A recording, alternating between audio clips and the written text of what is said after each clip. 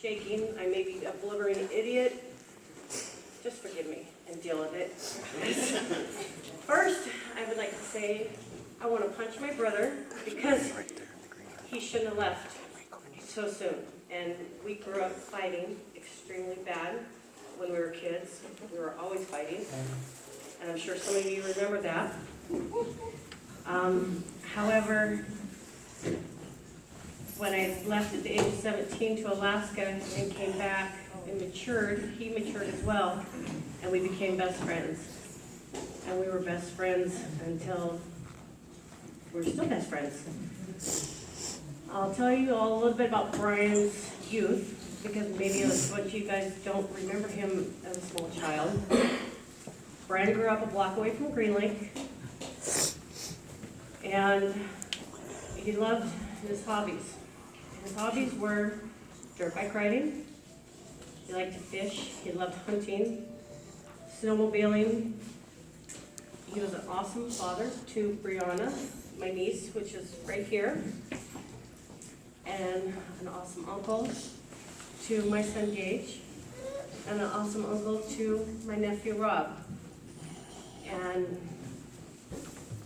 it was unfortunate, I don't know if you guys know the story, however, Bryan was working with Rob 3 weeks ago and told Rob that he was dizzy.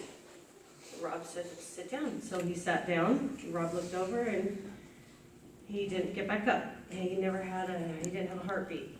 They tried to resuscitate him and they couldn't. The autopsy showed that he died of a massive heart attack in an instant. So thank God he had no pain. And he always told me when I was here a few weeks ago with him, I spent 4 days. He told me if anything ever happened to me, you and Rob take care of Brianna. And that's what we're doing. We will take care of Brianna. She'll be just fine. She's an awesome daughter, and he was a wonderful father to her. Phenomenal father. He raised her since she was on his own. Raised her, never married, dated a couple women, but raised her since she was 4 months of age. And being a tough guy that he was, he ended up having a tremendous heart. He had a heart of gold. That young man would do anything for anybody at any time without asking. For instance, there was a time that he went to Rob's house. Rob was working and worked 8 hours on a vehicle Rob didn't even know about. Rob came home and was like, what are you doing? And there he was, working. Wherever he could help people, he did. He loved work. And he told me, I'm gonna work till I die. And literally, he did just that. And there's nothing wrong with that, because we are hardworking people. I work hard, he works hard. She is just like her father. She works 60 hours and goes to school. So I'm very fortunate to have had a brother like him. Extremely fortunate. I can't remember what the 8 pages that I wrote. I read it to a couple people. Some people said, oh, that's phenomenal. Some people said, that's horrible. And you know what? I don't care what people say. Because it's not about them. It's about me and what I had, my relationship with my brother. But I do want to thank a couple people here. And one of them, his name is Mike Unrein. And if we didn't have Mike Unrein when my parents divorced and moved away from us kids, Mike Unrein kept that young man under his wing and kept him out of drugs, taught him how to dirt bike ride like no other, and continued to be a big brother to him. And I can't thank him enough. There's a man named Bryce Kennedy here. When Bryan was little, he used to work for Bryce at his car lot. And we were just chuckling about that because he loved working on cars. He loved working on cars. And he always looked up to Bryce. And as a matter of fact, Bryan quit a job of, I think, 12 or 15 years and went into business on his own right before he died. And he was contemplating doing this for a year. And once he would look to Bryce for advice because it was sewer lining, and Bryce knows same concept of stuff. And Bryce told Bryan, you know what, you'd be silly if you didn't. And if anybody could do that, you could, because you're mechanically inclined, you've got common sense. So Bryan took his advice. And if it wasn't for Bryce saying, I have confidence in you, he wouldn't have done it.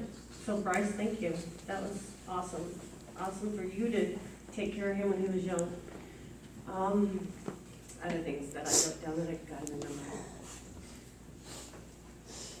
Bryan's nickname when he was little, it was Whirling Dervish. He was extremely busy. I don't think that he had Ritalin in those days.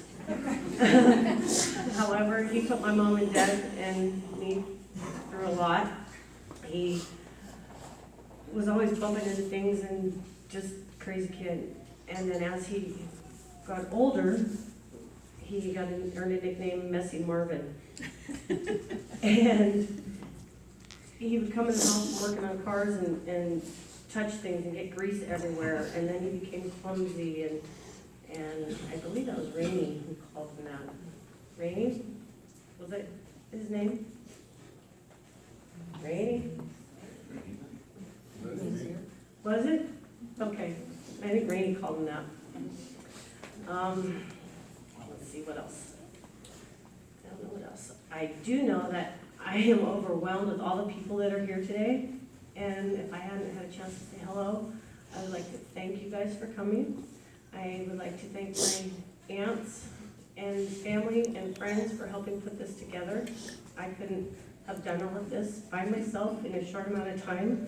And you guys worked really hard, and I appreciate it. I know Bree appreciates it. And I'd like to thank my family members that came all the way from Michigan, Arizona, Montana, California, and I'm not good at this. Am I? Yeah. You're doing great. Okay, thank you. I'm trying to think of other things in my 8 pages that I typed out, and I had to do it in 40 font because I can't see. So, ever public speaking, I'm thankful that it's amongst all of you guys, because I don't look at you as public. I look at you as friends and family, and my brother would be overwhelmed to see everybody here as well. This is just amazing, and I can't imagine how he touched each and every one of you guys in one way or another. And, you know, there's one thing that I'd like to say, and this wasn't in my 8 pages, but I'm thinking of it now.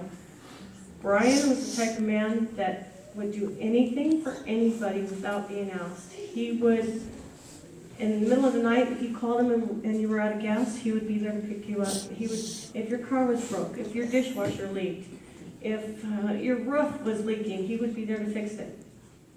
So my challenge to you people, all of you, next time somebody calls in the middle of the night, next time somebody has something that's broken, next time somebody has groceries and can't afford it, next time somebody has a problem, help them.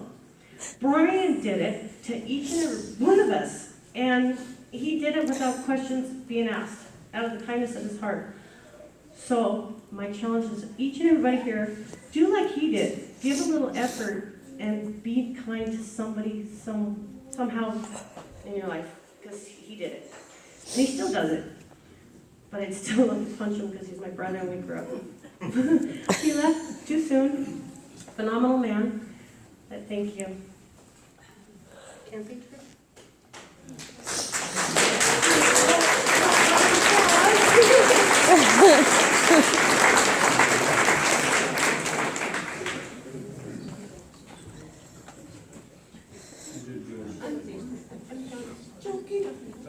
Gage, would you like to say something? I will after Bree. Okay, we're going to have Brianna sing. So if you guys are squealing, it's just trying to figure out how to do the phone to the microphone and whatever. So sit tight, don't start talking, please. Where's your